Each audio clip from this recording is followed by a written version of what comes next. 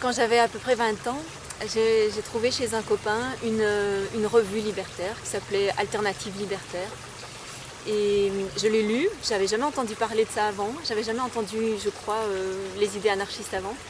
Et quand je l'ai lu, je me suis dit, mais c'est ça que je pense, c'est ça que j'ai toujours pensé. Et en fait, je ne savais pas que ça s'appelait comme ça. Et donc vraiment, je me suis dit, moi j'ai envie de m'impliquer dans ce mouvement parce que j'ai envie de promouvoir ces idées-là. Et justement, le journal faisait appel à des correcteurs parce qu'il y avait des fautes d'orthographe ou bien pour aider à taper des textes. Et donc je me suis présentée et les gens étaient super sympas. Je suis tombée au milieu d'une équipe vraiment de gens comme j'avais envie d'en rencontrer. Et donc je me suis associée à ce journal. Donc c'est comme ça que j'ai commencé. Puis j'ai fait partie de différents groupes. À Bruxelles où j'étais d'abord, et puis ensuite en France, parce que je suis allée un peu habiter en France.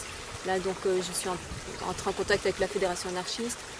Puis je suis retournée en Belgique, on a reformé un petit groupe qui faisait un peu toutes sortes de choses, participait à toutes sortes de différentes luttes.